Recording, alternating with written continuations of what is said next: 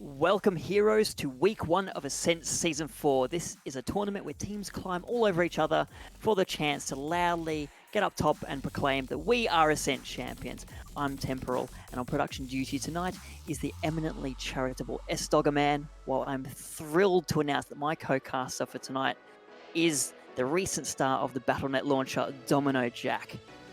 Hello, how are you, Temporal? I'm well. I'm pleased to be in such highly esteemed company with you two here. And what a tournament we have. This is Ascent. This is it's a prize money tournament. We have a delicious prize pool of $500 provided by My Republic. If you're looking for an NBN service as a gamer, you're a connoisseur of the internet, and you'll be looking straight for My Republic, whose gamer package offers the premium gaming experience for gamers. So I'm saying gamers a lot, but you know what? We're all gamers here. I'm just trying to make sure everyone gets a mention. Also, I would like to thank Splash, Apollo, and Bloodborne for supporting Ascent and making this all possible. So Domino, how can teams get their hands on that prize pool? Right, so they will need to battle it out in some round-robin stages, make it all the way through to the playoffs, and then be some of the best teams in their divisions. Now, yes, there are divisions. Each teams are placed based upon their average SRs in a range of different divisions. Tonight, we are in Division 3, starting with Suck versus East Coast Convicts. The divisions were pre-planned. They did all play some playoffs last week, which then put them into their correct position. And this is the first week of the round robins, so it will be interesting to see how tonight's game goes. It could set a bit of the feel for the rest of the season for both of these teams. Should also be noted that while most Overwatch tournaments will do a best of 2 maps, we will be doing best of 5. So these could be some really long games that we are in for. It also gives more opportunities for reverse sweeps, which means there is a lot more time for players to really make up for it this time. Indeed, and a lot of pressure is going to be on these players, but seeing as we're talking about them so much, let's introduce them. For the side of Suck, we have Pocket, Solace, Deadly Nipple, Citic, Syrup, and Artemis. And the side of East Coast Convicts, Domino? Yes, so we have Jeef, Beef, Jarps, Jetty, Rad, Winter, and Asian FEG for their team. There's a lot of J's at the top of that roster. There really is. I'm interested to see as well who's playing which roles, because obviously while we're sitting in lobby stages, we can't actually see who is playing which roles. So I am interested to see what people are going to be bringing out on this, because obviously we have 222 locks. I don't believe there are any hero bans for this one. Correct me if I am. There are not for this division, no. That's what I thought. Yes, so there's no hero bands here, so they can come up with some of the most amazing compositions we might see tonight. But yeah, I'm looking forward to seeing who's playing what roles.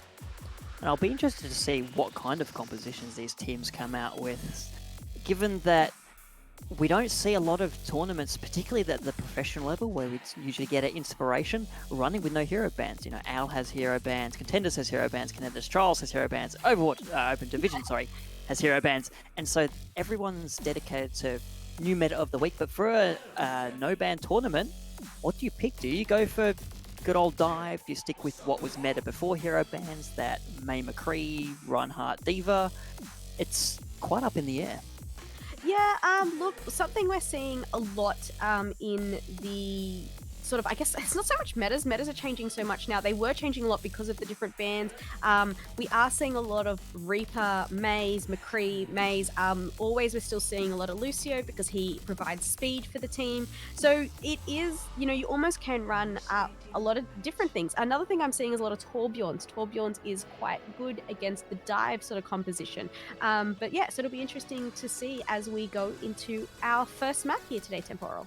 Indeed, and when you think of Ascent, you think of climbing things, tall mountains, and what better mountains does Earth have on offer than the Himalayas? And that's where we are going. We're going to Nepal.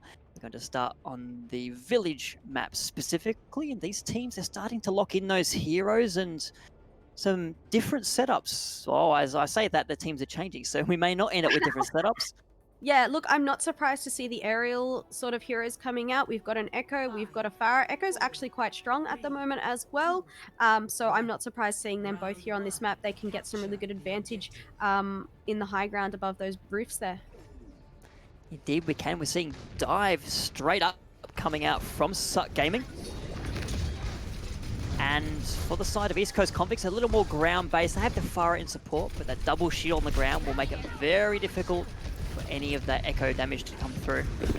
As both teams battle it out, currently the low ground is being claimed by Suck Gaming. East Coast Convicts content to sit on high, but it does mean they give up the point control straight away. Once it's unlocked, Suck Gaming will get their progress done. They're going to cap it out without a single blow being laid to either team.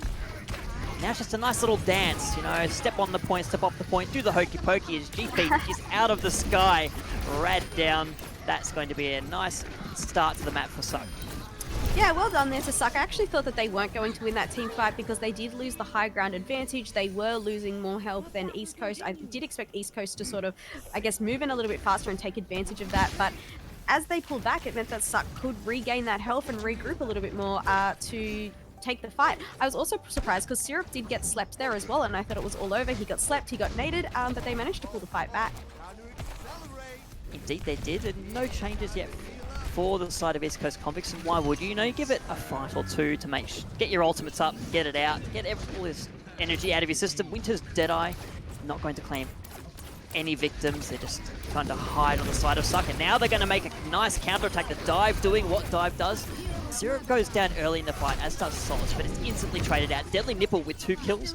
Winter's brought back into the fight, as is Syrup. These Mercies proving their worth right now, getting the healing out, getting the Valkyries out where available, getting the reses, but in the end it will be Deadly Nipple with 6 kills to finish off that fight. This Echo is unstoppable. As mentioned, Echo is really strong at the moment. If you have a player on a team that knows how to play Echo, can utilize her really well, and then also knows how to play the hero that she is going to duplicate for her ultimate, she can win a lot of team fights. She is a really, really good hero. We do know that Winter is on the hit scan to try and counter that. They do have brought him the Echo now, so Jeep's gone on that as well. If you can't beat him, join him, and oh no, Solace whips out the Dragon Blade, but is instantly deleted from the fight. Deadly Nipple, the first duplicate of the night, is going to be a Reinhardt, but they will be immediately removed from the duplication. And this fight looks like it might be going the way of East Coast Convicts. They had the ultimates available, especially that Valkyrie and Nano Boost available. But Suck Gaming isn't going to give this up without a fight. East Coast Convicts on the point, they have the numbers, but there's still some stalls, making sure the Suck gets up to 99%. I don't know about that sound barrier. It's buying a bit of time for reinforcements, but overtime's already been triggered. Oh, I say that, and the Mercy and the Winston are back. This is actually turning into a great fight for Suck Gaming. That East Coast Convicts hasn't been able to clean up the point, and now the kills are starting to go back the other way. My word, Suck Gaming could take it out right here, right now, Domino. Yeah, I'm very surprised. I'm expecting East Coast to lose this fight, yep, which they have. I don't know about the beat there. They did, as you mentioned, they got it to 99%. Point control. They do. What? How? Oh my Deadly goodness. Nipple has been an absolute terror. Picked up 3 kills near the end of that fight. And they've managed to use it instantly. I'm kind of impressed. It's kind of like Lat Lucio stalled for ages. I'm actually impressed by that stall. Yeah, it's amazing. This is why they're playing and we're sitting in the casting booth. They know what they're doing. By the way, everyone, we just want to quickly mention, we noticed that there was a graphic that was shown up earlier mentioning that tonight was going to be between the incorrect team. So just to clarify, this is between Suck and East Coast Convicts. You may have accidentally seen High Jump and Constellation Oberon, so we're just confirming that those are the correct teams. It is Suck and East Coast Convicts, and at the moment we have Suck on the left and we have East Coast on the right. Indeed we do, and it looks like Suck maybe from the West Coast, you know, a bit of rivalry coming out, and they're showing the East Coast exactly how to get down to business. No, sorry, there is a slight change coming through from Suck Gaming. They swapped their DPS heroes, Tracer Pharah in the mix now. Yeah, I'm not sure why they haven't stuck with the Echo. Echo works really, really well for them on the last map. I'm surprised they haven't changed. However, Far Mercy is a really strong composition still, but they will be going against a Echo Mercy. I'm not sure what people are calling that these days. Is it a Mecco? Ursi? Ursi? We haven't come up with a nice name for it, but we will one day. Maybe when we start seeing it a bit more in OWL, they'll give us a name. In the meantime, Deadly Nipple showing why they've swapped onto the Pharah. I mean, Echo, Pharah, as long as it's in the sky, Deadly Nipple is going to get the job done. Syrup chiming in for a big kill of their own. They got a really good nade there as well, so Syrup could just jump in and pretty much terrorize the entire team. So well done on Siddiq there, getting that in. It also means that Suck's about to have ult advantage again. They're going to have ults ready to go. East Coast isn't going to have anything for a little bit. They've also made a switch now over to the Zarya. They are looking to be in the weaker position as they enter this next team fight. They're going to need to muster everything they can when they're running into these ultimates. That Deadly Nipple has the barrage, as you mentioned, and the Nano Boost can make this Pharah all that more survivable, as well as pumping out a god-awful amount of damage. And just look at that, Rad out of the fight. This is the only ultimate off the board for East Coast Convicts. They get the resurrection, but he gives their life just to bring Ana back.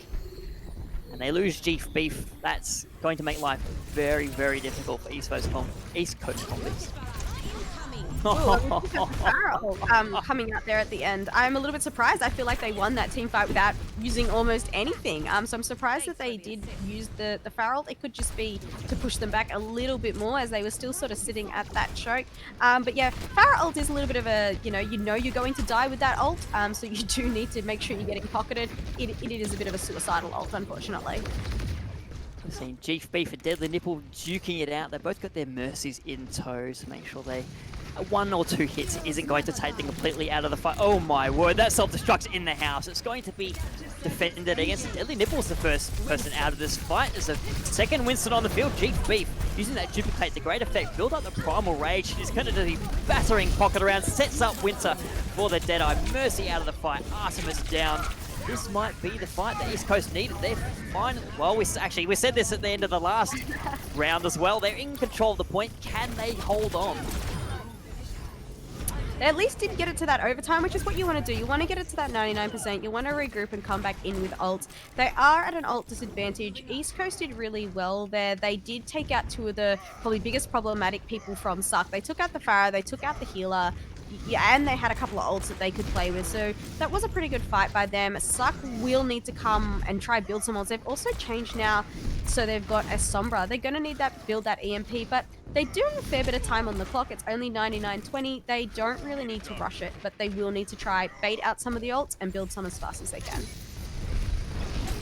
Indeed, Solace on the Fun Police going to get in there, but it's Deadly Nipple and Artemis showing up first on that kill feed. There's a resurrection available. Zarya is going to come back in the fight. There's another barrage over the top. Deadly Nipple eliminated in the middle of it. They remove Jarps from the fight, and with Jetty and Jeef Beef going down, there's all the J's on the wrong side of the kill feed. The point's going to flip back. Suck Gaming are going to take out Nepal right now.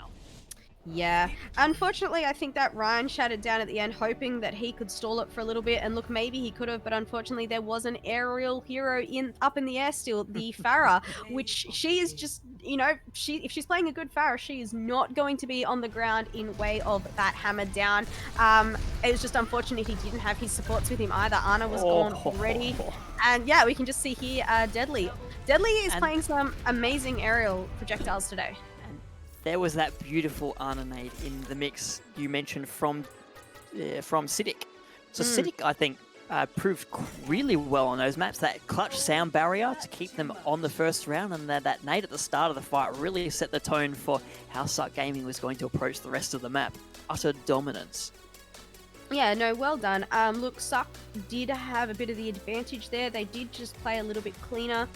There were some team fights that I thought East Coast probably could have flipped it their way. Like that first point, that Lucio stalled that point for so long. And I can just imagine East Coast's comms were just kind of like, like everyone trying to like kill that Lucio.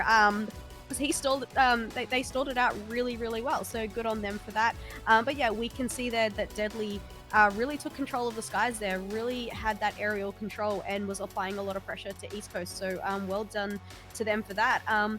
But we'll go. It's still anybody's game. This is the first map. There is plenty to go. So we'll move on to the next map, which will be chosen by East Coast Convicts.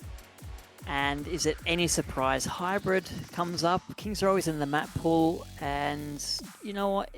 It's not. Honestly, it's not surprising. What other hybrid maps are there? Who knows? They've chosen Kings Row, Scrims Row, Goats Row. It's such a good map. Unless you don't like it, in which case it's a crap map.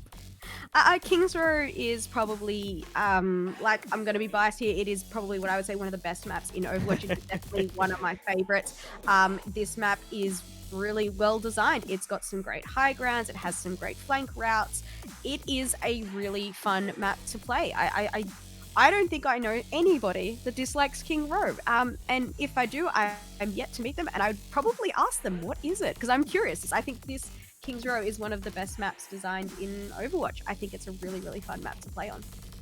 It is fun. It's fun because it offers so many different styles of play. You've got that big open A point. You can have Deadly Nipple running around on that Pharah, on the Echo, raining down damage. Get to the Streets phase, a little more restricted, a bit longer sight lines.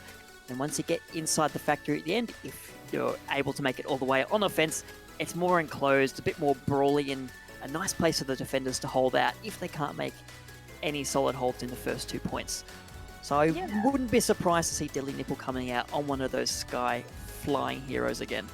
Yeah, definitely for the beginning. What I'll be interested to see is whether Deadly keeps that aerial hero in that final third push, because most people will switch off the Pharah or the Echo, obviously because you have, you know, the small like ceiling there. So I totally get why they switch off. Some people make it work, so I am interested to see if Deadly will switch off, or we'll see them on another projectile, like if we'll see a Doomfist come out or something like that, like, or maybe even a Hanzo. Both can be quite good at that spot there. So I am interested to see, but you're definitely right about that beginning phase. You can get a Pharah up in the air over the buildings and just wreak havoc from behind. Indeed you can. So the pressure is on East Coast Convicts. From them, I think I'd like to see a little bit more out of Winter and out of Jeep Beef as well. You know, you're facing this such a deadly player, pun sort of intended, deadly player in Deadly Nipple. The DPS really have to step up, and it can be hard, especially against a target like a Pharah, like an Echo. It's very difficult to hit that player. So they're going to be feeling a lot more pressure, I feel, than the rest of their team, given that they're the primary resources to deal with the opposing Pharah. Yeah, and especially when she's got that Mercy pocket, she makes it even a little bit harder to hit. You know, if you've got a Pharah on her own, okay, she may not be too hard for a hit scan to take out, but the moment she's got that Mercy pocket, she's going to be that much harder. The thing is as well, like when you're versing a Pharah, you either need to do one of two things. You either need to take out that Pharah, or you need to play the ground brawl so fast that it ends up being that the Pharah is the only one left. You need to get the kills on the ground. You need to make that she's the only one left, and she has to pull back because she has no team. It's the only two ways you're going to be able to deal with it.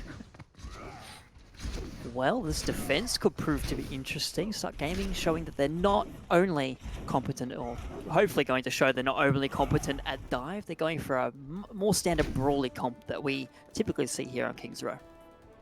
Yeah, different interesting comps for both of them. Ryan Sig's really strong at the moment. Ryan Zarya is really strong, both really good. Both got the Hanzos for good shield break, which totally makes sense. I'm not sure about the Ashe pick. I think Ashe on defense can work. So look, this could really work in their favor. You know, Ashe can build ult really quickly, but it looks like East Coast are going to push really fast here onto the point. Indeed, they lose Winter in the process, but they've got positional advantage. They've already got 50% of the point captured. That will all Suck Gaming will allow them. They're going to march straight to the point. Syrup loses their shield, gets anti-healed. Oh, that rock flew over the top of the sleeping Reinhardt. It doesn't matter. Asian Fake is able to finish the kill off. With Syrup coming back into the fight, courtesy of that Pocket Mercy, Suck Gaming is going to hold. Yeah, no, Suck Gaming played that really well. They knew that they were taking a lot of damage. They knew that the other team was coming in fast. You know, you pull back as fast as you quickly can. Okay, you give them a tick, doesn't matter. You pull back, you build ults faster. So no, they played that really, really well there.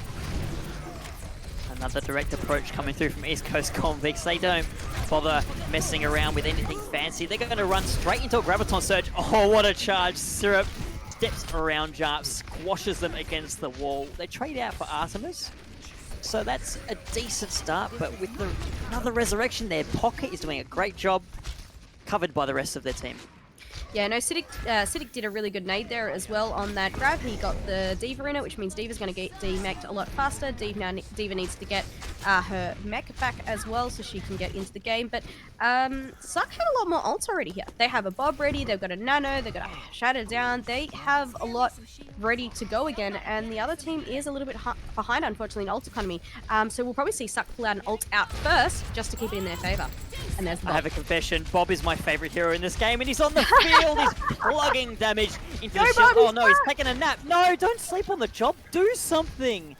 Even a sleeping Bob is going to force East Coast Convicts back at this point. One ultimate invested. Yeah, again, perfect. They are cycling their ults really, really well. They're using one at a time. They are going to have another ult now ready as well. They're going to have dragons, which they may hold and wait for the grab unless they need it. But we will see East Coast coming in with oh no! Artemis, well shielded, blocks the Earth Shatter with that self bubble from Zarya. And the rest of Suck Gaming is going to follow up and annihilate East Coast Convicts as they tried to march onto the point. Alas, they got nothing. Yeah, unfortunately their East Coast did try and commit some ults to it there, but just did not work in their favor. They're also now made a bit of a change up to their composition. They've got a Brig in, they've got a Monkey. They're going for a little bit more of a dive composition now. We're going to see the Doom as well. They're going to have to sacrifice that McCree ult, but to be honest, that was probably a good decision by them. It was going to be a bit hard for them to get that high noon off anyway. Indeed, and Chief Beef so far has shown a lot of projectile heroes, so perhaps a little uncomfortable on the hit scan. Winter and Deadly Nipple having a little duel there as the Dragons slice through. They're going off, they're going there. They've forgotten the cart is still at point A, but it's going to get the job done. Artemis down. Winter follows up onto Solus. This is what East Coast Convicts needed. Solus is back into the fight, but it might be too little too late. It's all red in the kill feed and all red all over point A. They're going to capture it. Well done to them. They played that well. First I thought that they had sort of missed that Dragon Strike, and unfortunately it was a little bit off, but it actually worked really well in their favor. They got the kills that they needed to cap, and now they can push forward into the Streets phase. Suck will probably regroup and try hold up as close as they can, but it looks like East Coast are going to push forward and try to take as much ground as possible.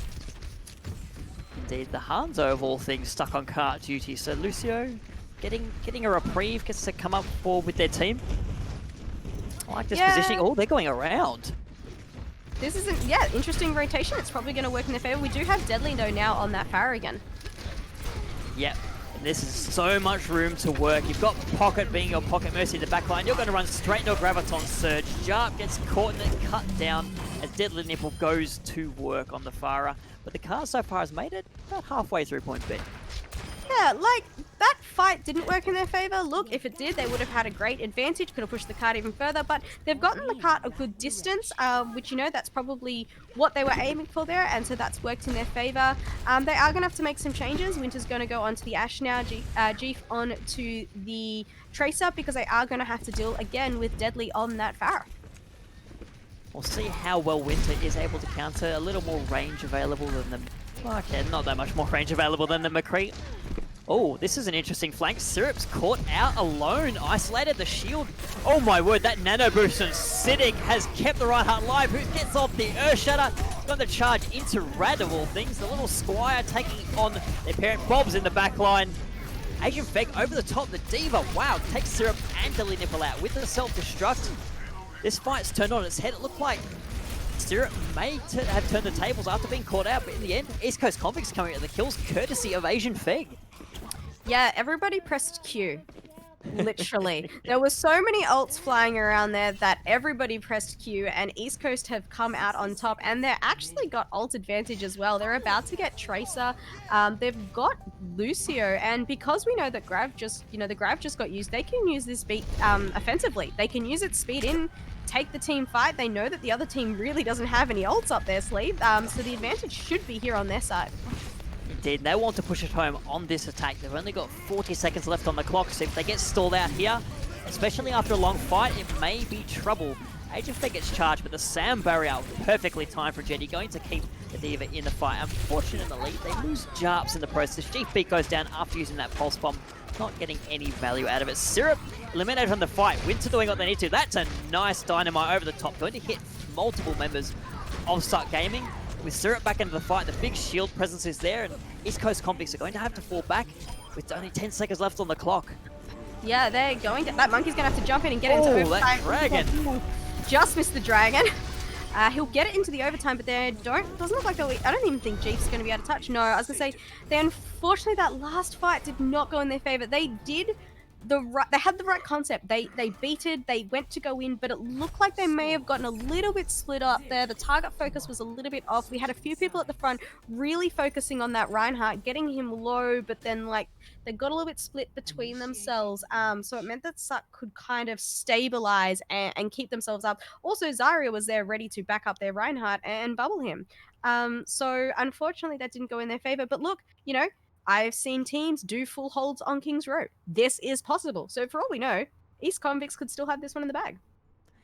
Indeed, they could. We saw some great play out of there, in particular from Asian Feg cleaning up on, I think, the second to last fight, moving through point B, doing great work as the Diva. Won't be on the Diva, so, I've just said that and it's gone away. But I will like to talk about Suck Gaming. We saw some great plays from Artemis blocking an Earthshatter as a Zarya. That is such a heads-up play, and it gives a sense of relief for your Reinhardt that you're not the only one on your team who can block an Earthshatter. And, if you miss one, that's fine. Your Zarya's got you backed up. Yeah, and look, that's something great. If Zaryas can actually, if you as a Zarya player can make sure, like, if you have a bubble ready that you can use your bubble, and, like, something, I'm a bit of a support player sometimes, and something I like to do is when I know that's going to happen is I will stand behind my Zarya.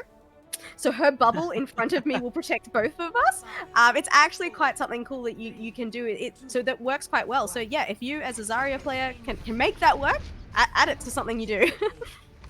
Indeed, and we're seeing some changes here. Deadly Nipple actually onto the McCree. Moved on to, at the end of the last point, sticking with it. So no projectiles coming through from them.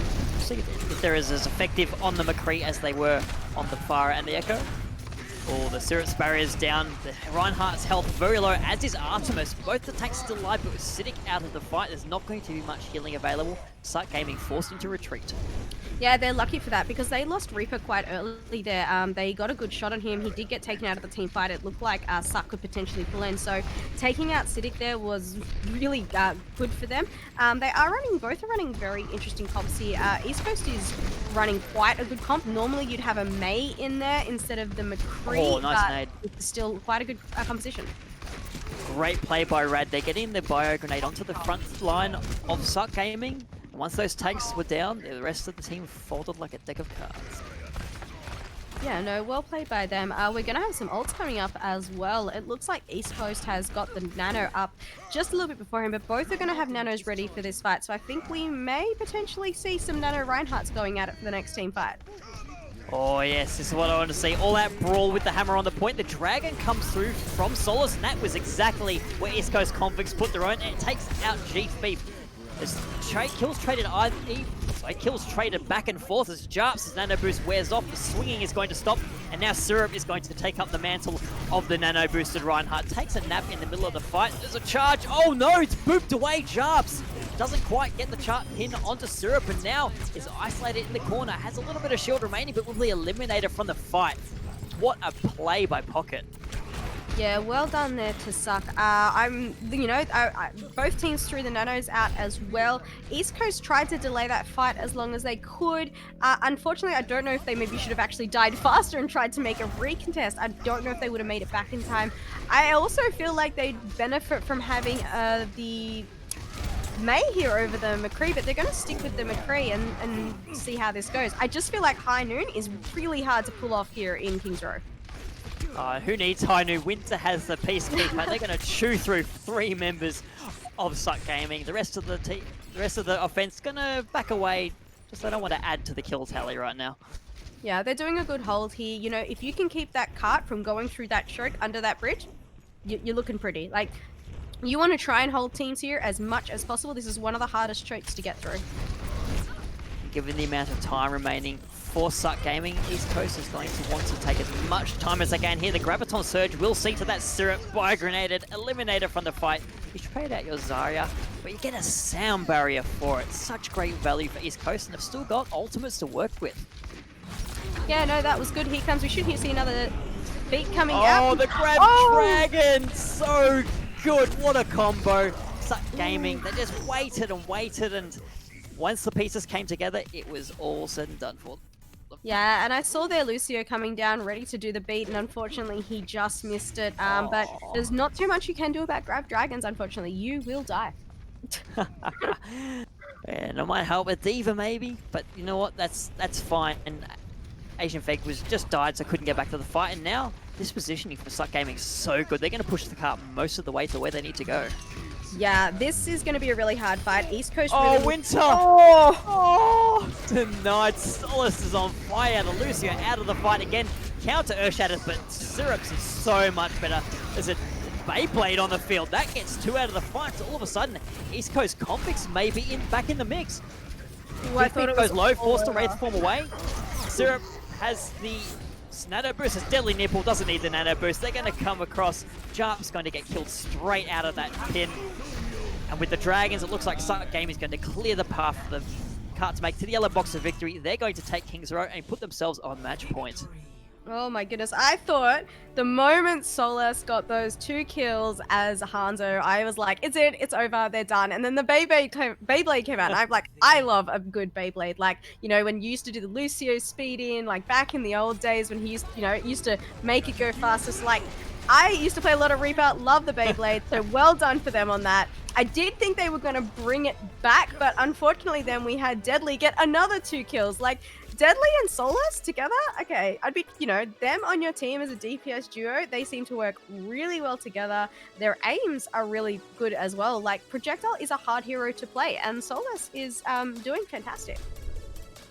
I'd like to argue that Hanzo, you know, it's hard to play now, but used to be firing logs, so maybe it wasn't that hard back in the day, but... Got arrows? Oh, that's a good point as well. You know, just point at the enemy team and you'll probably get a couple of kills. But no, let's not discredit Solus any. Hanzo is difficult to play now, you're right. And doing such a great job. You saw at the start of fights, getting multiple picks multiple times. And this is exactly what you want. And so that just puts East Coast Convicts in such a precarious position. Do you focus on a Deadly Nipple? Do you focus on Solus? And if you do manage to get one down, you've got Pocket there with the res or the sound barrier, making sure that even if you get a slight advantage, it's not for long at all. Yeah, and sometimes, like, look, with a game like Overwatch, you can plan and plan and plan, and sometimes it's just going to come down to the player that does have a slightly better mechanics. You know, Solus potentially has some really good aim mechanics that he can use to his advantage, and sometimes that will just win the team fight. There's not much you can do about it. If you have an amazing Widowmaker with fantastic mechanics, they can win team fights. It's just the way it is. But in saying that, you know, East Coast can turn this around. Like, it isn't over. Yes, Suck. I'm just reading the maps. Suck won Nepal and King's Row. You know, they could win the next map. And yeah, look, that'll be it for the evening. But East Coast still have a chance here to do a reverse sweep. You know, so, you know, as we said, it's not all lost, and both teams do have some amazing players. East Coast did do some amazing plays there, so I am interested to see what we'll be going to for our last map. Indeed, and it will be an assault map, so depending on the map, what have we got in the pool? We've got Temple of Anubis, Hanamura, and Volskaya. And given your East Coast Convicts, do you go for a map that will... Well, okay, based on the poll, I'd say you go to a map that's going to prevent the most Echo and Fire play, but then Deadly Nipple just changes across to the McCree. I mean, they're a double threat, Projectile and Hit Scan. How do you deal with that? I think that is the case with a lot of hit scans these days. They're becoming a lot more flex. They just have to be. That is just the nature of hit scans. Of DPS. Sometimes you will flex a little bit across, and you will change up roles depending on who's on your team and what they're more comfortable with. You know, your projectile player may not pay your Doom because your hit scan player just happens to be really good Doom boost. You will play to people's strengths sometimes. Yeah, look, they are probably trying to think of what they can pick. Temple of Anubis can be a good Pharah map. It can also be a bad Pharah map. There is a way to play Pharah when you are attacking, but you need to make sure you get up and over that archway and take space. If you get stuck and can't get over that archway, you aren't unfortunately much use to your team. You do a lot of poke damage, but you do need to get into the fight. So look, Temple of Anubis does have great high ground though, so there is a potential that East Coast Convicts are planning to run like an Ashe or a Widow or something up on those good sniping points to get ready to take care of a Pharah or an Echo here. Indeed they could. I'd be interested to see who plays the Widowmaker for either team, honestly, because we talked about exactly how flexible these DPS players need to be. We've seen 3 of the DPS players so far have played 5 different heroes each, and a broad mix of hit scan and DPS for each of them. So we've got some truly flexible players in this server. And another interesting setup coming out from Suck Gaming. They're on the defense, so we'll get a good idea of what they're running. And this is quite something I don't think I've seen before. I have seen Sombra played here. I've seen her played more on an attacks way of things. So the thing is, you'd start with the Sombra, you do it more as a scouting tactic to see what they've got, and then depending, yeah, you can keep the Sombra. It's great for an EMP, especially if you've got D.Va, you're going to EMP bomb. As expected, East Coast are probably going to come out with a Widowmaker because they're expecting an aerial hero here, which Deadly is. Deadly is on Echo. A Widowmaker supported dive is what we're seeing from East Coast Convicts. Oh, Jarps gets denied. Nice little boot from Arthur. Make sure the Winston can't land that jump. Jarps is hacked as well and being hunted down. Suck Gaming has no mercy for this poor scientist. Has been orphaned, you know, had to come from the moon after all the other animals rebelled. And you're just bullying him. That is, oh, that's just not on, mate. Anyway, Syrup goes down, but is immediately resurrected. Pocket finally punished for these resurrections, but the rest of Suck Gaming has their mercies back. They're going to get some kills and prevent an overall slaughter for the side of East Coast Convicts. That was an interesting fight. There were so many people that went down on either side. I wasn't almost sure whose fight that was going to be. And it's going to be interesting to see. Look like, you know, Suck is playing for the EMP bomb, and we've got East Coast playing for the Nano Blade. It's going to be about if they can get that Nano Blade off before EMP gets built, because that's going to be the ideal thing. Because if EMP is ready, she's just going to EMP Genji out of his blade. Indeed, as Syrup is very low, force back Acidic is very low as well, hiding behind the Orisa, gives the nano boost to make sure the Orisa stays alive, keeps the shield in the way. It's going to make sure that the rest of Suck Game is able to consolidate on the point. Now Syrup makes their way up onto the stairs as the rest of East Coast Convicts is stuck around the right-hand side for the attacker's perspective, all except for Winter, who's on the high ground, has the infra. There is the nano blade slicing through Acidic. Also allows Souls to be picked off, so the Genji's not going to be hacked, going to have full maneuverability, and they're going to make such great use of it. GP cleaning house right now as East Coast Convicts make their way onto the point. They're going to capture it. Yeah, good play by them. That was exactly what they needed to do. They knew that the only thing that you know, was going to stop them was either he was going to get slapped by Acidic or it was going to be EMP'd out of it. Best thing to do is get rid of the Sombra so she can't EMP you, she can't hack you. She might have it for the next fight, but that's fine. You know, you're probably going to let them EMP bomb, win a next team fight, and you guys are just going to build Nano Blade again. If you can get out that EMP bomb as, you know, before you get Nano Blade again, you're cheering. Indeed you are. Winter sticking on this Widowmaker proves so crucial to taking point A, just being such a nuisance, taking chunks of health out of the way. There is the EMP, it hits 2, but the sound barrier from Jetty didn't get tagged by the EMP, able to provide so much cover for the teams. A primal raid for Jarps just to keep alive. That wears off. Shield is there. The first kill of the fight actually is going the way onto the mini D.Va, so knocked out her mech and removed from the fight. Solace finishing that one off. And the rest of East Coast Convicts forced to retreat in the face of Winter going down. Yeah, that was really well played by them. They needed to... The interesting thing is they didn't bomb. They did EMP, but they didn't bomb. I'm not sure if they weren't able to bomb or what actually happened there, but they did get out the Lucio beat.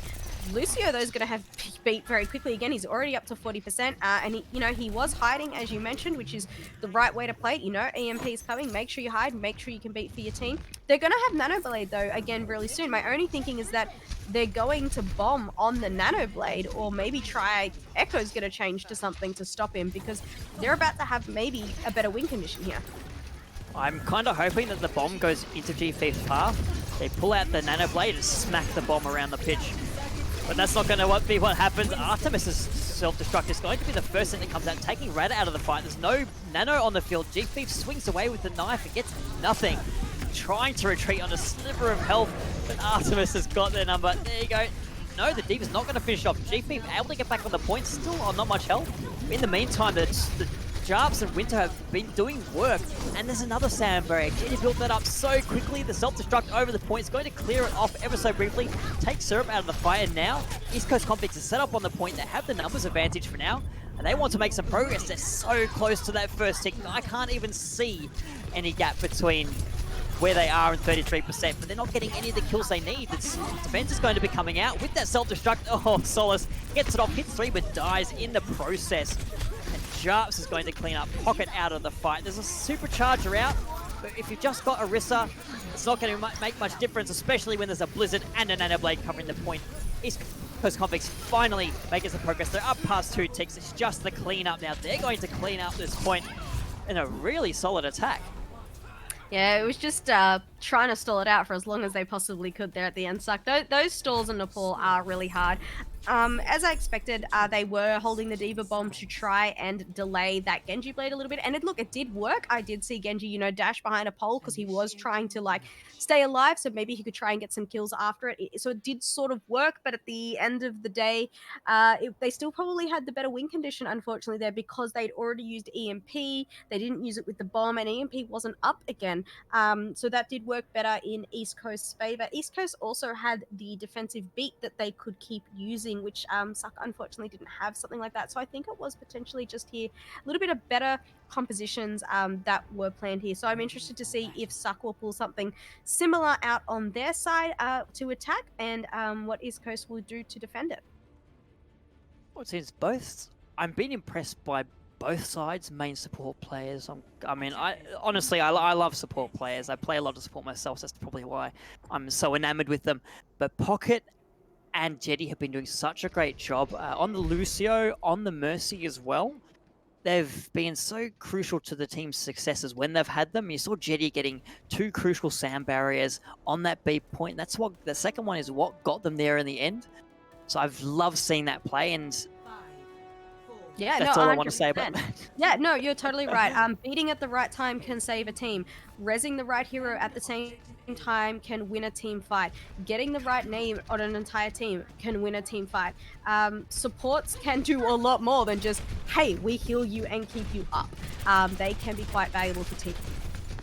It will be dive v dive. We're seeing Genjis on both sides, which is not something I can say I've seen in a long while. The G-Beep out of the fight. There's only one Genji on the field. It's Solace, and he is the king. Sorry, they are the king. They are the non-gender specific royalty at the moment. Anyway, Winter and Syrup get kills on their own, so there's still trades going both ways, but Solace, the lone Genji in the fight right now, is taking care of business, sitting back. Syrup loses the life, but the shield is still there, and it looks like the respawn advantage plus the big bodies and the healing is going to make all the difference for Suck. Deadly Nipple takes Winter out. That's the direct counter gone, takes Asian Feg out of mech. And it's just the stragglers now remaining for East Coast Convicts. So Wrecking Ball back. Jarps doing what they can. They're going to deny some progress so far. Nice minute burnt off the clock, and the reinforcements are coming back. And Pocket's down. That's so good for East Coast Convicts. Now they have the advantage. The big healing is gone. They've got a Brigida and a Lucio on the fight. There's so much AoE healing on the point. They're going to actually hold on and not give a single iota of percentage. I'm actually surprised by that hold. I did think that they had lost it there. I thought they'd at least lose 1 tick, but they didn't even lose a tick, so I'm slightly impressed by that. They are about to go up against, though, to a Nano Blade, a Bomb, and a Monkey ult, so that's going to be interesting to see how they are going to prepare for this. If they can build beat in time, but no, they cannot. There, the Valkanade comes out, instantly slices through Winter. That Biotic Field not going to save you. Brad gets sliced. It almost goes down. The Solace does end up finishing it off. The Brigida not quite able to escape from the fight. This is the start that Suck Gaming wanted. They use 3 ultimates to perfection. They don't lose a single member of their own. Yeah, that was unfortunate. Jetty did have, like, I could see him as soon as he got his ult, he was, like, going to do it. He was waiting for it, waiting for it, waiting for it to build. And the moment he went to go do it, he got taken out by Syrup. It might have actually held that for them. But, you know, that playing Genji on attack, I totally understand. Genji on defense, I think, is quite hard. Unless Jeef is really, really confident he's Genji, you know, he really thinks this is the win condition for them. They don't have the Ana, so there's no Nano Blade anymore, so it's difficult to play on defense. Indeed, and the proximity mines will forestall this first attack for Suck Gaming, and at least the way East Coast Convicts lost that first fight, it meant that they had ultimates to spare to prevent a snowball. And Deadly Nipple has duplicated Genji of all things, so they're not content to let Solace do all the Genji work. They got the Dragon Blade pocket out of the fight, courtesy of a great self-destruct from Asian Feg. Dragon Blade doesn't quite kill anyone. Now a real Dragon Blade's on the field. G-Beef, this is how you do it, Deadly Nipple. They're not going to get any kills, just a little bit of cleanup. In the end, East Coast Convicts, yeah. G-Beef is making it work for him. Again, I'm seriously surprised because he's going into he doesn't have an Ana, he's going into a monkey. You know, he's not making this easy for himself, but he is. He's making it work. They do have one of the most interesting compositions I have seen played on this map in a while, but they're making it work in their favor. Sticking with this Wrecking Ball pick, I like that. The proximity mine's so useful for locking down a giant area. They do trade out supports, but Pocket again. East Coast Convicts is doing a great job of focusing down that Mercy, perhaps identifying that they're such a crucial part of SOC Gaming's success. They're able to take that healing out of the fight. They're well positioned to... Oh, the teleport, Solace. Sorry, they're well positioned to win the fights if they get rid of the Mercy, what I was saying. Yeah, no, I totally agree. I also saw Siddiq go down quite early as well. Look, that's what you want to do. You want to take out those supports. They also probably know that Siddiq has the nano. So they're probably like, if we can get Siddiq out of the fight, she can't get that nano out. Siddiq's doing some great nades, though, just before he's dying. So well done for Siddiq on that. It's going to be interesting to see. We have mines ready here. We've got the nano. We've got the May. Blizzard. Oh. Yeah, there's a lot that's potentially going to come out here. They're not even going to let SOC Gaming in. They're just going to drop the proximity mines, wall them off. This is so aggressive for East Coast Convicts, and I love it. But they did lose Rad in the process. They bought themselves time, but they're starting to lose players. On the bright side, Ooh, okay, an interesting Blizzard out there. It's going to keep the supports locked down, so give themselves time to respawn. As the rest of SOC Gaming marches forward, they want to get back to the point. Like I said, what that Blizzard has done is save time, and now they're ready to fight again. Oh, sorry, this fight is never ending. As the moment SOC Gaming gets there, again, East Coast Convicts pushing forward. G-Beep has a sound barrier to support that Nano Blade now, and this time they pick up 2. They're having the time of their life on the Genji, finishing Syrup off. Wow, East Coast Convicts, this aggression is paying off for them. Oh, yeah, and look, the type of composition they are playing is a brawly composition. You have a Brig. She needs to hit things for her Inspire to work. If she does not hit things, there is no healing. And, you know, unless she's throwing out her health packs, but they have obviously a cooldown. So this is a very brawly comp. You need to play it very brawly. However, they are about to go up against, I'm presuming, a Beyblade is what we're about to see again. So either they're going to use a Diva Bomb to try and stop that because they don't have beat. So I am interested to see what they're going to do against this Beyblade. They're not going to wait. They're going to make sure the wall is there. Syrup, though, has the Earth Shatter built up in the back line. Knocks a few down, but in the end, it is Jarps who's able to foil that. Gets the charge, get the charge done, I suppose, as the Reinhardts charge into each other. And the rest of East Coast Convicts picking up some kills. We can see the Reaper on the point. Solace able to pick up 1 and a little bit ticks. Forces East Coast Convicts to come back, but in the end, the damage is already done by that point. Yeah, and I feel like there's a little bit of panic Q pressing there because they used the Nano, they used the Reaper. Okay, Reaper's going to change. That makes sense then because I was kind of like, you ain't going to win that fight. You've got a Genji that's going to be able to deflect you. You've got 3 on the field with you. You're not winning that battle. And if you do, I'm amazed and someone did something wrong. But and are they winning the next one? Look what East Coast Convicts has. Yeah, the East Coast have so many ults. I don't know how that Suck's going to come back from this one. Unless they get a really, really good bomb. Yeah, or we could see Artemis absorb the Blizzard. There's the bomb over the top starting from Asian. The Blizzard is out, not absorbed. Only catches a couple of members, but it is enough. There's another Dragon Blade from G-Beef. But you don't even need it at this point. It's just flexing, saying, look at my sword, isn't it good? Pocket has the Valkyrie, able to get a resurrection on the Solace, but the stall is not going to be available. East Coast Convicts holds on Anubis, keeps themselves in the match. We are going to a map 4. Yeah, well done by them. They were playing the faster, brawlier comp, and look, that worked in their favor. You know, they had that composition down. They knew how to play it. They knew to get benefits out of those heroes. You have to play fast. You have to play aggressive. If you sit back on the point, there is no point to this. The other composition, they didn't have a Lucio. They were a little bit slower. They had the Ana Mercy. I'm not sure if maybe they should have switched out the Mercy for the Lucio so they could just get into those points a little bit faster, because we did see them get cut off a couple of times. You know, we saw the walls go up, we saw them get split, we saw the mines come out, unfortunately. So, you know, like, that worked really well for East Coast. They picked a map, they picked a composition that worked for them, and that's what you have to do. You have to play to your strengths. But yeah, we will now go to map 4. Indeed, we are. It will be escort map, and playing to their strength is exactly what East Coast Convicts has done, and seems they finally hit on a composition that works for them. And we wonder why GP was playing the Genji, but we know the answer now. I mean, Hey, look, it worked for him, yeah. who needs to take out the Pharah in the sky when you've taken out the rest of the team on the ground? Yeah, which is what I said. If you can take that ground battle and make that brawl and make it work for you, then do it. Also, though, it should be noted that Deadly, you know, Suck's team didn't play any aerials in that second half. They didn't come in with any Pharahs or Echoes and things like that, which is, look, fair call. That is a hard sort of area, the second part of this map, to play aerials, so I completely agree with not playing them here. Like, that's fair. It can be quite tricky. But it just, unfortunately, it may have not worked in their favor. So, or, you know, East Coast were warming up for the first 2 rounds, hey? You know, they're warmed up, they're ready to go, they're ready to win potentially. But, you know, we could be going to a full, you know, 5 maps tonight.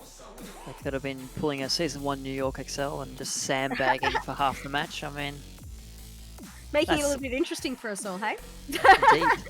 Well, speaking of interesting, if you want to check out all the interesting things AOE has going on, you can help support AOE by subscribing to the Twitch channel, which you're on now, unless, of course, you're watching the VOD on YouTube, in which case, go to the Twitch channel. You can find AOE on Twitch, Twitter, YouTube, and Instagram, all places, at AOEsports. AOEsports is what I'm trying to say. There's a Discord link below the Twitch stream. You can join the AOE main server and also the Ascent specific server. You can find the links to all these places on the website aoesports.com.au, and there'll be plenty more of Ascent and Great Australian Overwatch coming up as we move to Rialto. Will be the pick for the escort map. And I actually like Rialto. I think Rialto's a fun map. I also think it looks really fun as well. Like, you know, it's got the water and things like that. It is a hard map. You can do full holds on this first point.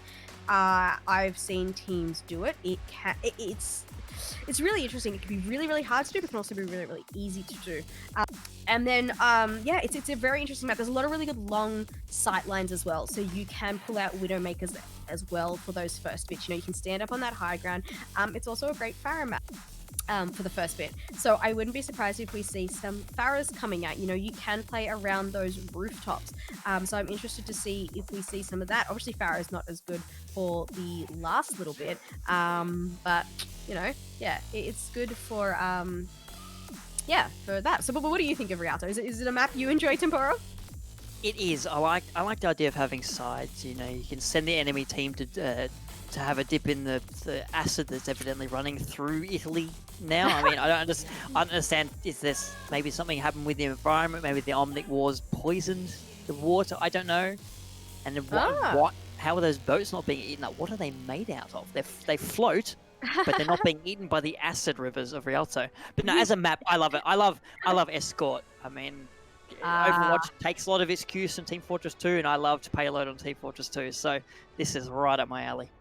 You know, you can get on those boats and travel on them. It's great fun. I've done it before. You just Except get on when a your boat team's as a team. wondering where you are. Yeah, look, you don't do it in comp. You might have some fun in quick play or in a skirmish and be like, yeah, let's go for a ride on the boat. Not advised in comp, everybody. Not advised in competitive. do that in Sea of Thieves. Yeah, okay, so we're going to Rialto. And look, yeah, Deadly is on the Echo as expected. This is a great first section for an aerial, and oh my goodness, we can see them going around for a little sneaky push on the side. Oh no, I this is think they gonna might have work been for them. spotted out because Solus is sitting there teabagging behind the door, just saying, yeah, I know you're there. And they do. Suck Gaming, who is now on the right of the screen, the teams have swapped sides. East Coast Convicts on the left, Suck on the right. They've been, East Coast has been spotted out. Now they're the attacking team. I mean, if I just come into this and didn't know which team was on which side, say, oh yeah, the blue team, they're definitely the attacking team right now. But they're the ones coming out of the attacking spawn. So far, so good. This is quite funny. This makes me think of Havana, where you can hold really close at the gas station, and look, you can make it work really well in your favor. And look, it's worked for them. They've held really close. They've kept them sort of gate kept at the top there. So well done to them on that. Look, and it's going to cause Suck to, make a couple of changes to their comp. Deadly is sort of caught out there behind. I don't know if he's going to have to go find a health pack. Sort of just making little pokey shots from there, but he's actually building his ult really, really fast. Yeah, not much to contest the Echo, really. Just those May Icicles and maybe a long-range right-click from Asian. But finally, some kills coming through for Suck Gaming. The Jarps has something to say about that. No. No tank line for you, mate. Get back in spawn. This a minute burnt off the clock already, and this cart has not moved. Yeah, Jarps did really well there, sort of gatekeeping them as well. They also had, I think Jeep has now changed off the Doom, but Doom whacked the Ana out a couple of times there as well. They're gonna have to use an ult to get themselves out of to keep them in this spawn. They're literally spawn camping them. Oh, they're going to be watching out. Syrup, no, doesn't have an Earth Shadow. Syrup is dead. Syrup is respawning. Never mind, the Earth Shadow isn't there, but Deadly Nipple is finally built up to that duplicate. But now they've got Jeep Beef on the Soldier 76, hopefully as a counter to that Echo. Yeah, they're about to have a nano though, so I think they're going to be able to get out of here. They're probably going to throw some dragons out, push everybody back, and then nano someone, and they'll get out of there. Yeah, they're coming out the dragons, but we've got the Mayot, unfortunately. The Blizzard on the point to make sure no one's going to at least touch the cup for Suck Gaming right now. There's a duplicate, yeah, Deadly Nipple on the Reinhardt of all things. I didn't think I'd see that today, but then again, that's Echo for you. You can beat anything and anyone you want as long as the enemy team is playing it. And finally, it looks... No, so Suck Gaming is not going to get the kill scene. East Coast Convicts still with a player advantage right now. Jarps just swinging away into the spawn door. Thank goodness for those invisible barriers. This is actually really quite difficult for Suck Gaming. They are, they really need to get a pick to push East Coast back. They're going to have to use this nano wisely and really get that kill.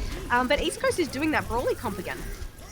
You know, we talked about sandbagging before. I'm beginning to think that wasn't a joke. I mean, they are putting their foot down here. Another rally. Rad's going to keep everyone in this fight. Syrup finally gets 2 kills. That might be the first time in this map that multiple kills have gone the way of the attacking team. They lose Siddiq, and the resurrection onto Deadly Nipple means that Ana's going to have to wait to respawn and run out from the spawn room itself. Syrup, has an Earth Shadow, lays it down. Asian Fake removed from the fight, and this looks like it might be it. Jetty will be forced to retreat. The cart finally underway, 3 minutes into the round. Yeah, really good hold there by East Coast. They just did a really brawly hold at the front. They used their ults. Rad just hitting everything in his sight, getting really good Inspire uptime. The cart will move, but East Coast is going to have time to regroup and do another really good hold before we get into this first point. And that was what I was meaning by you can hold completely before the first point of Rialto. Well, the cart's finally made it to where the standard first hold point happens. There's another dragon on the board from Solus. This one not quite as effective as the last. Let's force a little bit of repositioning from East Coast Convicts, but they've got a shield and a wall to make sure they stay alive. Oh, you can hear that Helix gun just pumping out the damage. GP has a tactical visor, will pop it now.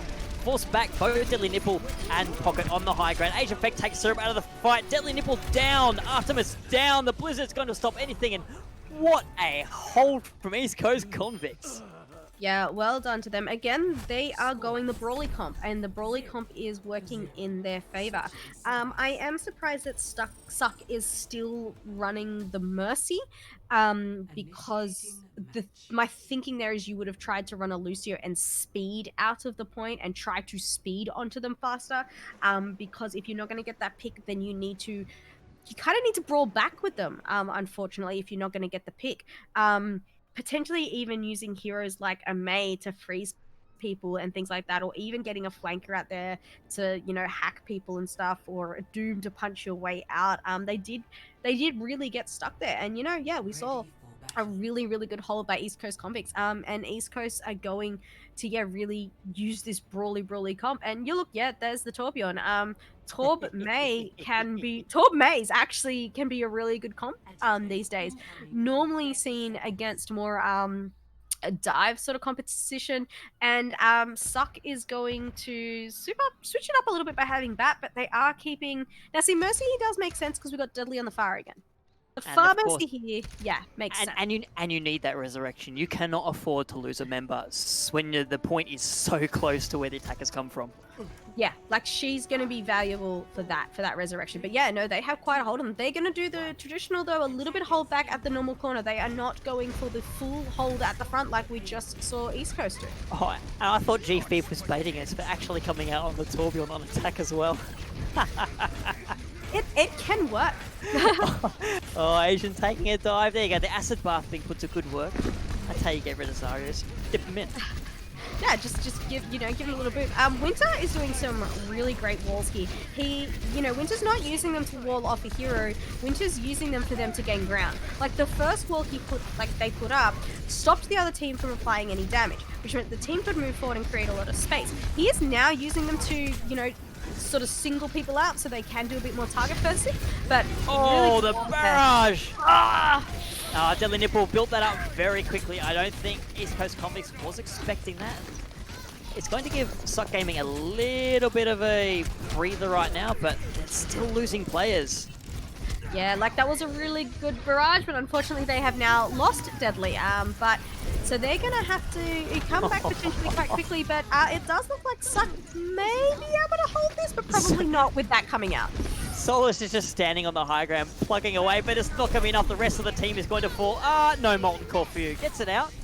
It's a little bit of damage onto the cart, but not going to get any direct kills, and the rest of SK Convicts are alive. They are hale and hearty. This cart is going to push through. We are going to an unbelievably fast map 5. Yeah, like I thought, oh no, if we go to map 5, this is going to be such a long stream and cast tonight. But the matches have not been long. They have been very, very short maps. I'm sitting here, I'm not playing, and my mind is just reeling from how the turnaround has come from East Coast Convicts. I cannot imagine what it must be like in the Suck Gaming comms right now. Oh, this must be brutal. Anyway, that was a nice little play of the game there. So East Coast Convicts I'm just amazed at this turnaround. Yeah, and look, Suck did have the upper hand for the first two maps. It looked like they had something that worked for them. They had the Echoes, they had the Faras, like well done to them. They made that really work in their favor. They took Nepal quite quickly. Kings Row really worked for them, but then East Coast figured out a comp that they could run, which while it's not that it ignored the Farah, but it took that ground fight. They did the really brawly, fast, let's get in there, let's cause some damage to the ground composition. And then we worry about the Farah. While they're still trying, Deadly's still trying with that Farah. Unfortunately, his ult at the end on Rialto was probably a little bit too low to the ground, the poor thing, because he did get taken out by Azaria. But, it was a really good attempt, took out a lot of the team. It's just unfortunate for them. But yeah, look, Suck and East Coast, both teams really need to think now, what are they going to do on this last map? Because the winner of this map will win tonight. Indeed, we cannot draw control, and a little ray of hope now for Suck Gaming. They haven't had a decently comfortable last two maps, but they did win control quite handedly at the start of the match. That's going to be a little bit of a confidence boost, knowing that we've at least taken East Coast Convicts all the way in one of the game modes. Yeah, and look, they've both played really well tonight. They're both very strong teams, really, got some really great players on both sides. Both teams should be really proud of how they've played today. It just does come down to, who is going to play better on control, and we're going to go to Basant for that. Indeed, and we'll see if the Suck Gaming chooses to run that dive composition that works so well for them at the start of the match. We see East Coast has managed to adapt to that style and get the better of them in some cases, so maybe There's a little niggling of doubt in Suck Gaming's mind going, oh, do we try it? It worked, but maybe they know what we're doing now. It looks like just Yeah, based on the heroes they're picking, it might be a stand-up brawl. yeah, and look, I wouldn't be surprised if we see East Coast pull out the Genji again. At the moment, they haven't. They haven't got the Genji there. They do have the 76. I feel like they've got the 76 because they're expecting an Echo or a Pharah from Deadly. But I'm wondering once they see the comp if they're going to actually change to that 76, although they won't have the Nano. But they didn't on Nepal, and it works for them. Yeah, who needs a nano? Only silver Genjis need nanos. Real Genjis do the jobs themselves. But that looks like the Lucio is going to pay off a little bit better for East Coast Convicts. They're going to get in a slightly better position for now. They're near the point as it unlocks, and they're going to make their way onto it. Yeah, and that's what they kind of needed. They just needed that speed to get them into the fight a little bit faster to give them that advantage. Wow, the tanks of Suck Gaming going very low, but they're doing a stand-up job preventing East Coast from making any progress on the point so far. They almost capped it, but it's not quite the... Whoa, my word! Jarps lays down the opposing team with that Urshadow. That was built up blindingly fast, as was that sand barrier from Jetty. And GP's going to use that to clean up. Wow, there's a lot of ults that got built so fast there and also came out really, really quickly. We had a nano, we had a beat, we had a hammer down. But look, East Coast will take the initial win there. So well done to them. Having that Lucio, as mentioned, probably did help them out a little. Again, they have that Brig, so they want to take the close-up fights. They want to make sure they are getting in the face of Suck Gaming. I feel like everyone on this map so far has done a fantastic job. Most people are either used to ultimates or at them, particularly the Zarya's. Often a slow charging ult, but look at Asian already there. Artemis not far behind at all. Yeah, they'll get them quite quickly. Hopefully, we'll see Suck Gaming use the Grav Dragons. And if they can pull that off, you know, Jetty doesn't have a beat to protect him for it. So that could be the win condition right now for Suck to take this point back. Indeed, the Graviton Surge invested first by Asian. They're going to be countered by a Dragon, but the Dragon does nothing. It's going to be East Coast Convicts picking up all the kills there. Suck Gaming sent back to spawn and wondering what they can do now. That is definitely a feels bad moment. That was the win condition, but they didn't use the Grav. The other team used the Grav. Artemis didn't use their Grav. But Solus has now changed, so maybe it was like, you know, we'll get the Dragons out, see if we can get a team fight. If not, let's change off, let's switch it off. So we're going to have the two Mays out now out on the field. We will. There is the Grav from Artemis you mentioned. It's going to be countered by Jarp's Earthshadow. It's going to stop anything being done as both Reinhardt just hold up their shields to prevent any damage coming through. GP flanks around the back, picks up one, Winter gets a kill. Oh, and this is looking all East Coast Convicts right now. They're in control of the point, they're in control of the map. And they're going to take it uncontested 100-0. Yeah, and unfortunately to Suck, they had, you know, they've died and lost it there with a couple of ults, which is also very unfortunate as East Coast will take that first map. Yeah, Suck are just unfortunately not getting the kills that they need. East Coast is cycling ults a little bit better, getting those picks a little bit faster. It was unfortunate though for Suck that they didn't get that Grab Dragon, because that Grab Dragon may have been that win condition for them. I do understand and totally respect that they wanted to change heroes, but they potentially could have used those two ults in combination first. Well, they're going to have to step up their game right now. They are looking down the barrel of match point on the side of East Coast Convicts.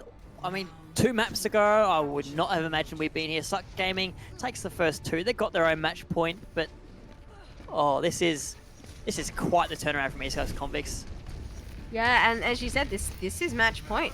If East Coast wins this, they will have won tonight. But Deadly will get the first pick there on G.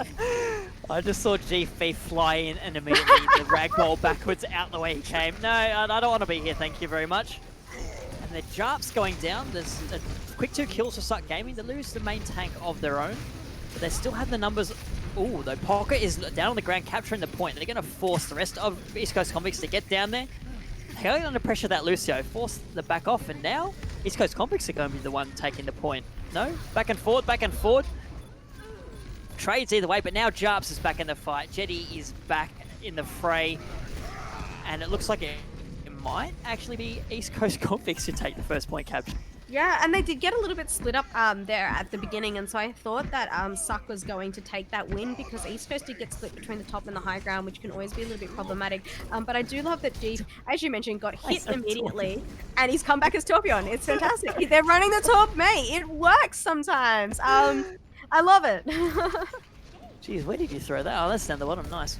So GP was just throwing their turret around like nobody's business. Anyway, there's a grab on top, supported, countered by a Deadeye from Deadly Nipple. Solace picking up Asian Fake, and that is the counter you want to see if you're Suck Gaming. Get the first 2 or 3 kills of the fight. Jetty going down. They're going to make their way onto the point and start their own catch of progress as soon as they pull off this annoying little Brigitte. And there we go, they have managed to flip it. They invested 3 ultimates though to do it. Thankfully it did pay off. I was really concerned though that they were about to invest 3 ultimates and not get that team fight, but East Coast didn't actually use anything sort of to counter. So, you know, Suck's actually looking in a good position here. They can enter this first fight with a May ult and stall them as they try to get onto the point. Beat potentially will come out, which look, that's going to be fine because you got to grab to follow it up with. Well, there is the first ultimate out. The grab, yeah, the sound forces the sound barrier and the Earth Shatter from Jarps. That is a nice trade any day of the week. The Blizzard over the top will isolate and freeze so many of East Coast Convicts. The rest of Suck Gaming.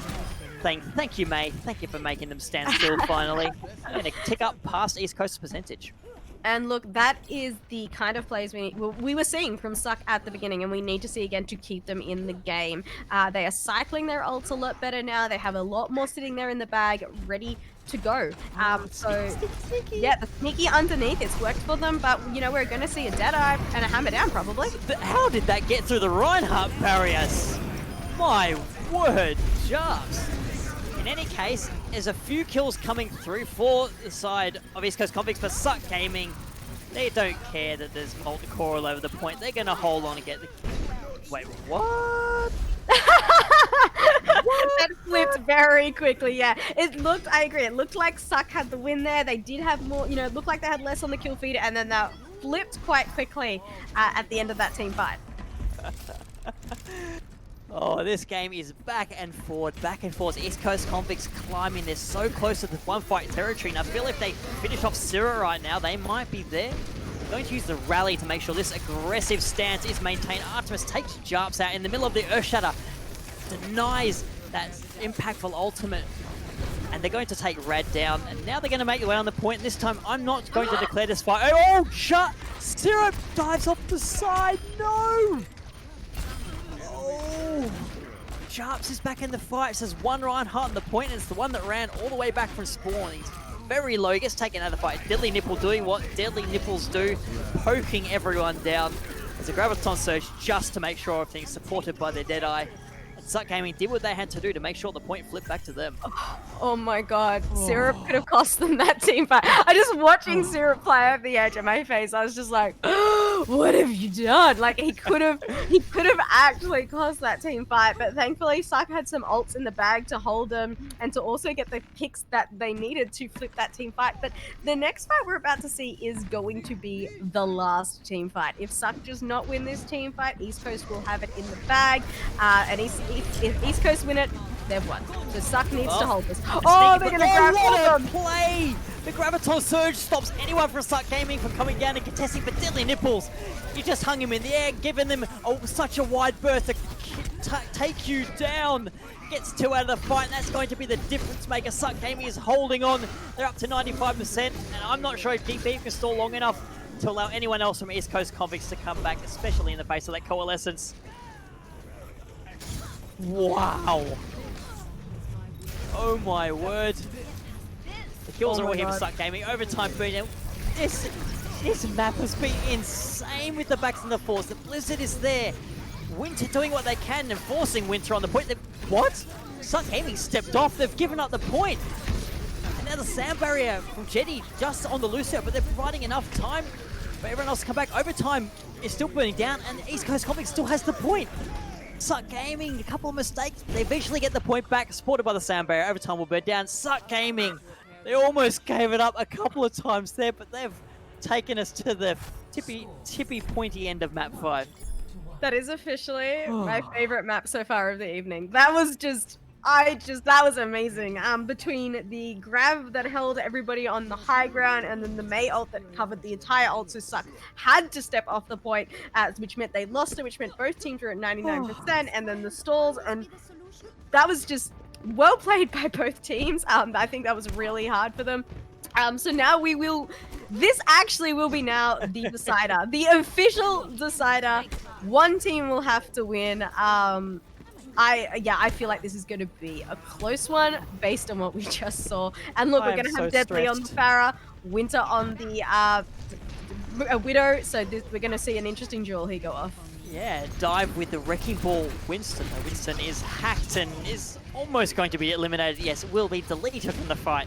That's what you do if you have a hacker on the team. You just, a few lines of code. Oh, one of your heroes is gone. They're going to be followed shortly back to spawn by Rad. At least you've got some company coming back from spawn, I suppose.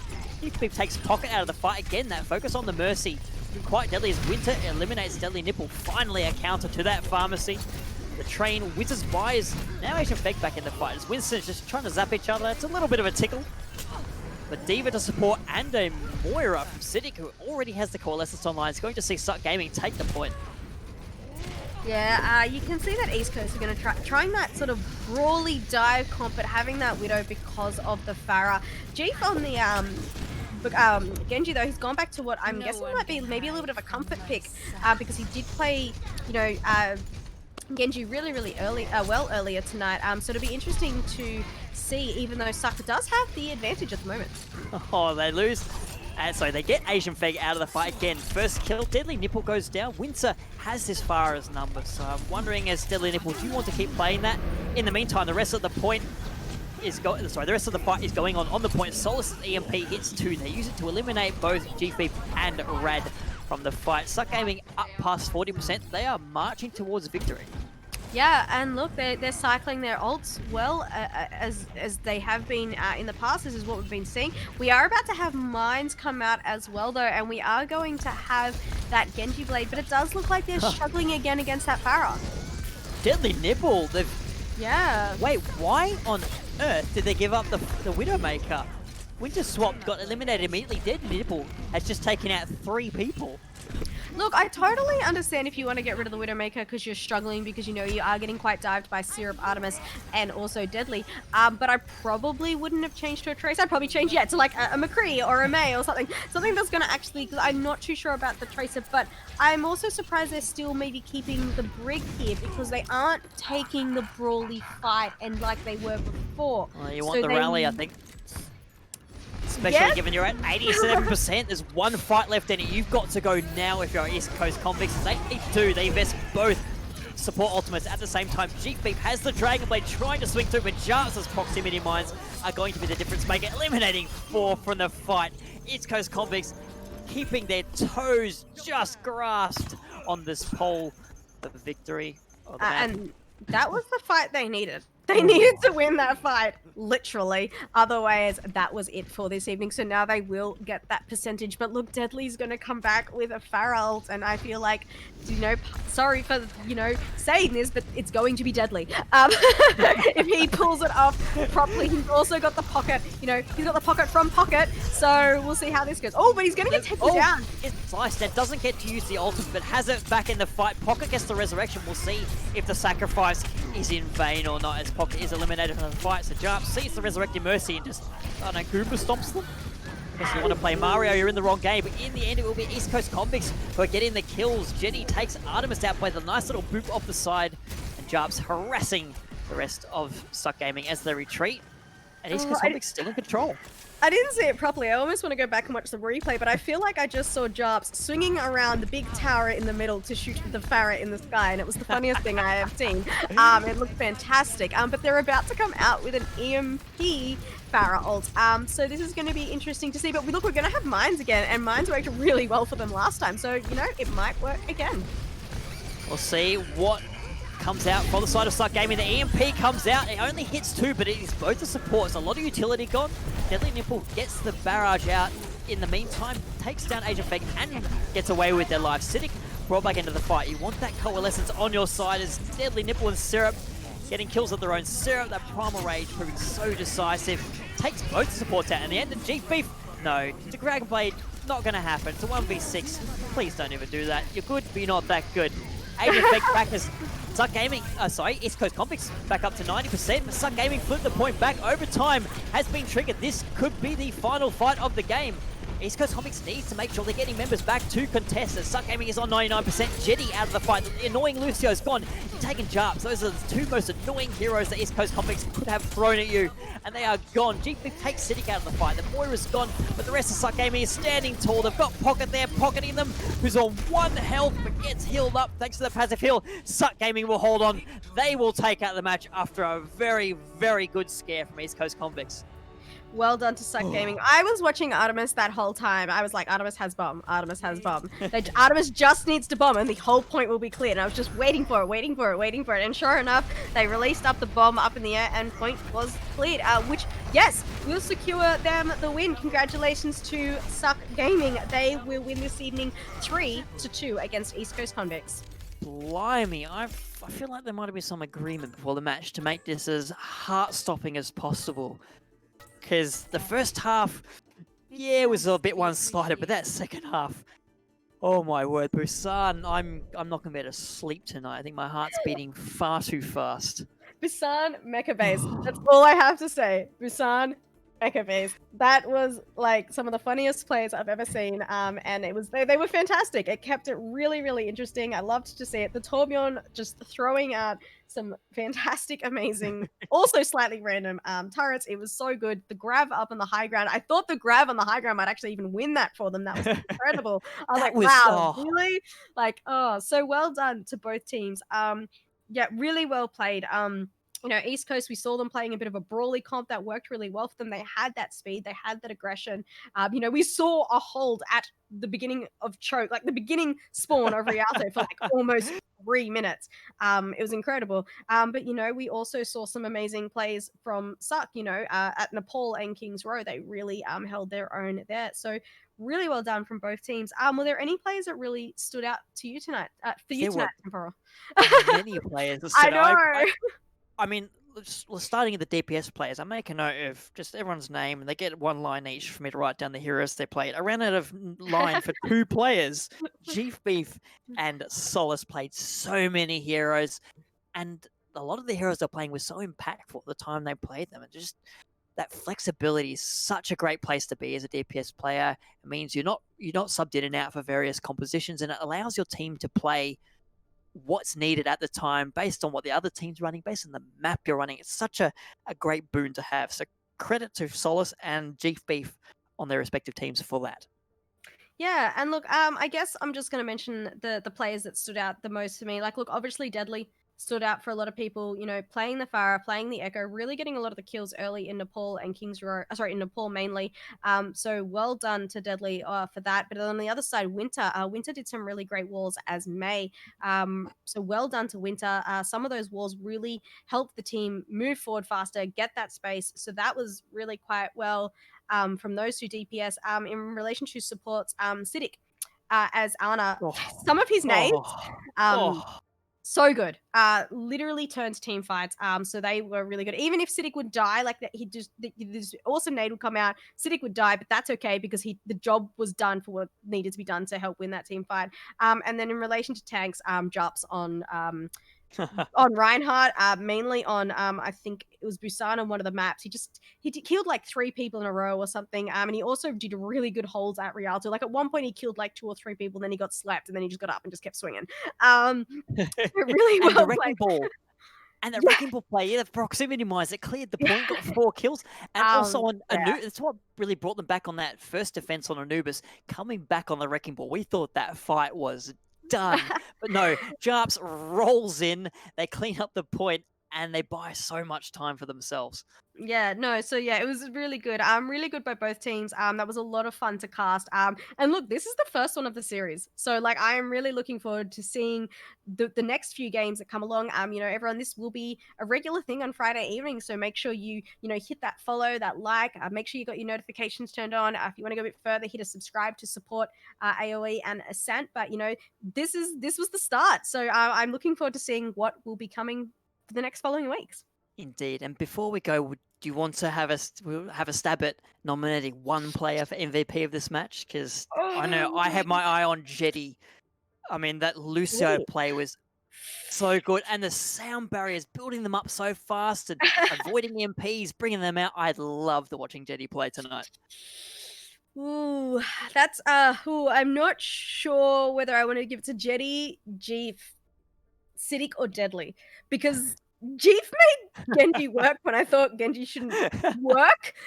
So I'm quite impressed by that. And Deadly, I feel like just really knew how, like, has really taken that new hero Echo and really figured out how to play her. And I think that's quite challenging. Yes, she has some really good kit at the moment. So she's definitely worth playing and trying out. So yeah, I don't know. Like, if you want to go give it to Jetty, yeah, sure. I'm not. I don't know if I can pick. All right, congratulations to Jetty for being named MVP by us, and congratulations to Suck Gaming for taking out the match and getting their season off to a ripper of a start. And thank you all for tuning in tonight. It's been an absolute treat. I'm looking forward to what the rest of this tournament has going for it. Thank you to S-Doggerman for producing. Thank you to Domino for joining me in the casting booth. And especially thank you to My Republic for sponsoring this tournament. They're a great service provider for your MBN service. If you're a gamer, you must look My Republic's way for the best gaming experience that you can get on the internet. Also, thank you to Splash, Apollo, and Bloodborne for supporting Ascent. Until next week, stay safe. Good night.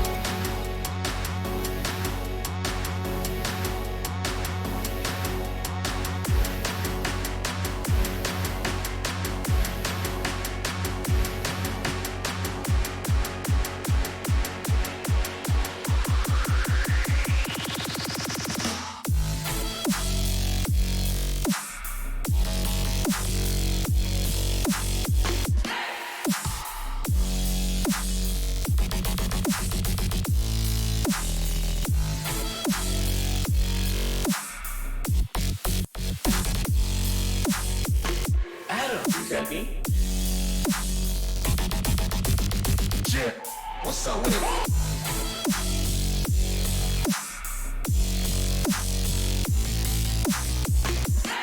Yeah.